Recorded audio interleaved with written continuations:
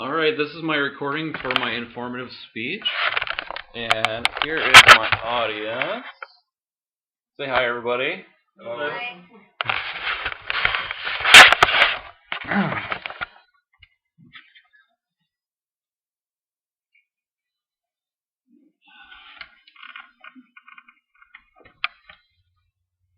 Alright, the topic of today is concussions and how they affect athletes today.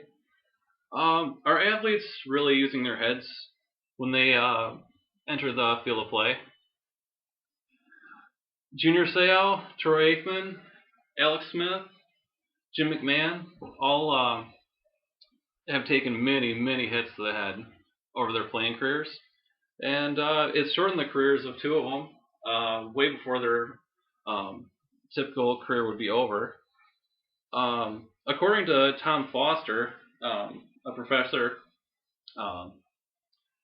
he calculates that every year there's about 3.8 million concussions.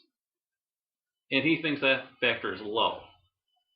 That doesn't even take into account how many athletes have actually suffered more than one concussion in a particular season.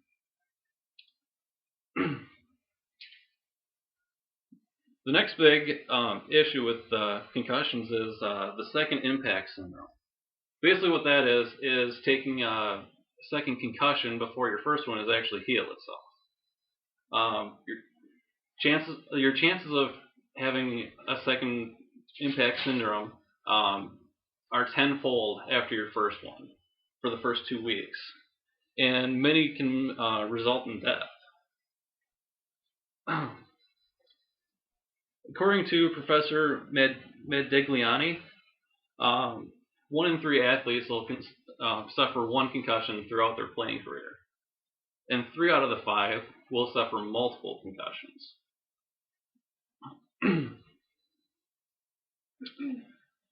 What are the causes of concussions? There are 3 main factors that cause concussions. One's blunt force trauma, was just taking vicious hits, jarring movements, and of course accidents.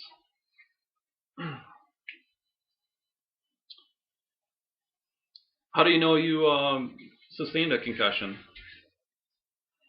Typical symptoms are nausea, memory loss, loss of balance, blurred vision, and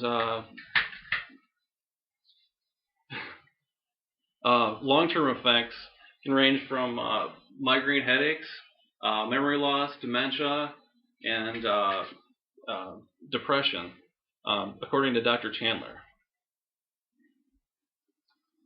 As far as statistics go, TBIs, traumatic brain injuries, which are concussions, account for 1/3 of all injury-related deaths in the United States. Concussions are higher in females, believe it or not, but because males participate in such more contact-driven sports, that more of the accidents actually happen in males. And that's according to Schickel. The best defense for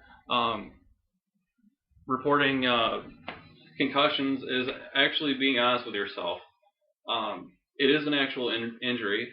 It's a mental injury rather than a physical injury, but it still is an injury. And